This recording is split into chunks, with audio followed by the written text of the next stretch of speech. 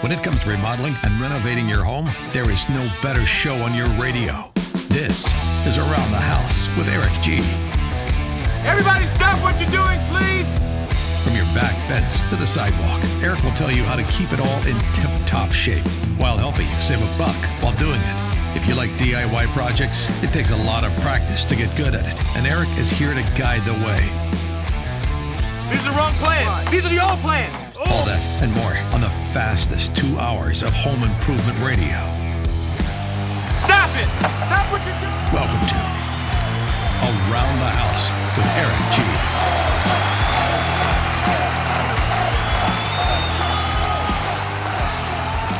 Welcome to Around the House with Eric G. This is the Pro Insider Podcast.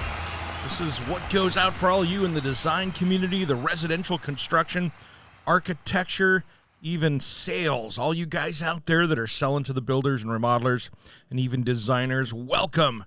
Happy Thursday, everybody. Well, today I wanted to take on a big topic.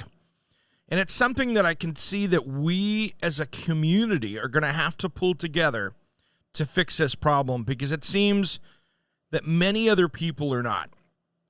So hear me out on this one. Our community as the residential design and construction field, we need to figure out how we take care of some of this low-income housing and homeless issues out there. And I think we need to team up with the mental health / drug addiction community to see how we can work together to solve this ourselves. Because if you look across, I'm in Portland, Oregon, so we're in one of the ground zeros of this. And last night I was driving around trying to meet a family member for happy hour. And I'm like, oop, not parking on that street. There's 30D tents down the sidewalk because I didn't want to get my loaner car from the car dealership that's working on there bashed up, stolen, or anything else. And I'm like, we got to do something here. So let me tell you what's happened in Portland that was very interesting. And it's something that probably 8 years ago when I moved to Portland, 9 years ago, I waved this flag hard. So hear me out on this. We had a jail that was the Wapato jail here in Portland. I think they built this thing, 20 years ago. But when they built it, they didn't ever use it. Multnomah County and Portland was going to get into the, hey, we're going to get paid and make a ton of money off of prisoners game that we've seen out there. Problem was, the prisoner population dried up where they could never use it. So this building sat there for years, and they were spending hundreds of thousands of dollars to keep it up every year. Myself and a fair number of people in the community said that would be the perfect rehab facility and homeless shelter. Now, we can not make it a jail. Let's not make it a jail, but let's soften that up a bit and make it a facility where it can help people.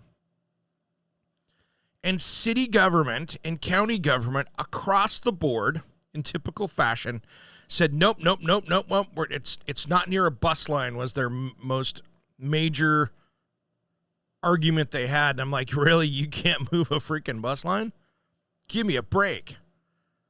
So this is where city and local government, even state government, 100% failed. Because they had a 155,000 square foot building that had medical, bathrooms, beds. I mean, there were sheets in the cabinet. It was turnkey, ready to go.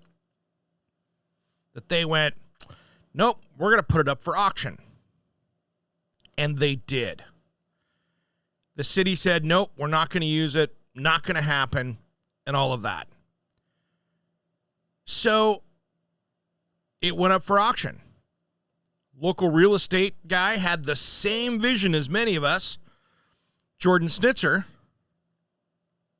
he bought the property and said he's going to do something with it. Well, he partnered with a nonprofit, and now the Wapato Jail is operating as a homeless shelter. They're in the middle of remodeling it, softening that up, and it's now the Bybee Lakes Hope Center. And they've got a portion of it open. They've already got 33 people in there, and it is a clean, sober living environment. They moved the bus line. Imagine that, right? How hard could that be? Wow, they moved it. So you look at this and go, okay, one person who bought this, I don't know, I think they spent $30 or $40 million on this place to develop it. He bought it for, I think, under $5 million. And turned around with a nonprofit and made it into something. You know, I'm watching here in the city of Portland build quote-unquote affordable housing for nearly $400,000 per unit cost. And I go, you know, our building community has some great minds. And if we team up with the mental health community to develop a program, I tell you what, there's some solutions there that aren't going to make a bunch of people rich in government. This isn't a political show, but let's be honest. They make a lot of money continuing the problem. And so I see it, if we turn around and everybody works together on this, let's keep the talking heads and the political people out of this. This is just two groups that should be getting together. Bring in some nonprofits that have been doing this already because they've got experience as well. Get everybody working together. And then you come back to the city, state, federal government and say, okay, this is how we're going to do it. Because there's answers out there. There could be an industrial piece of land that you move the bus line over to and put tiny homes in. Maybe there's an empty warehouse that used to be a manufacturing facility that you can put stuff into. There's got to be better ways of doing this because clearly what we're doing right now, in many cases, we're blowing a lot of money that could be actually helping people instead of lining other people's pockets. We've got, I would guess, and they don't have a number, just in Portland, Oregon, and I don't live in the city, and that's one of the reasons why. I live outside in another community. I'm in the metro area. There's got to be 100,000 people that are sitting out in the streets right now. Because if you drive up and down I-5 in Portland, you can count thousands of living people under tarps, tents, tent cities. It reminds me of some of the tent cities and things that I saw in El Salvador when I was down there 20 years ago, 15 years ago.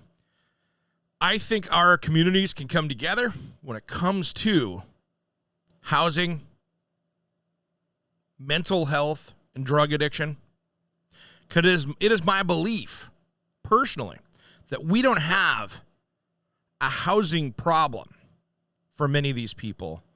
We have a mental health problem where these folks are unfortunately self-medicating themselves and can't become self-sufficient members of society. And if we can stop that cycle, maybe even get some of these great people into the trades, because we got millions of homes, there's a shortage out there and not enough people to build them, we could team together and create something that would be excellent out there. Now, I'm not going to even pretend to know that I have all the answers. But I'm asking you guys out there, this is your challenge. How do we all work together to solve this problem? Because I'm confident the people that we've elected into government across the country don't have the tools or even the desire to fix it. And if you do, stand up. Let's see it. Let's come up with a plan. We're tossing billions of dollars at this problem right now, and it's a joke because it's not fixing it. So how do we do this? Love to hear some comments. I'll post this up over on Around the House with Eric G on Facebook. Let's get that discussion going. Maybe we can get some people together. Maybe we can solve some problems. Because I know in my weather here, I've got 112 degrees here in Portland on Sunday, and we're highest temperature of all time is 107. We got people dying this weekend, and there's nothing we can do to stop that right now. So what are we going to do for next summer or next winter? All right, everybody, that's the challenge for this week. Let's see if we can get something going. I'd love to see if we could start a discussion. Coming up Saturday, I've got Carolyn Bazowski on, Caroline B. She is my co-host on Saturday for hour number 1. And then hour 2, I have expert plumber Roger Wakefield. You have seen him all over social media in the plumbing world. If you're one of the trades out there, you don't want to miss this show. It is going to be excellent because he is an expert in his field. So if you want to hear social media, plumbing, all that different stuff, he's rocking it. All right, everybody, have a great rest of the week. Stay safe out there. Let's get this conversation going. Thanks for listening to Around the House.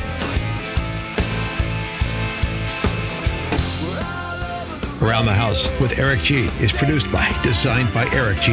in association with Salem Media and distributed nationally by the Sun Broadcast Group. All rights reserved. Copyright 2020, designed by Eric G. We will be back next week. If you missed part of the show, check out the podcast of all of our shows at AroundTheHouseOnline.com. Remember, measure with a micrometer, mark with caulk, and cut with an axe. Thanks for listening to Around the House.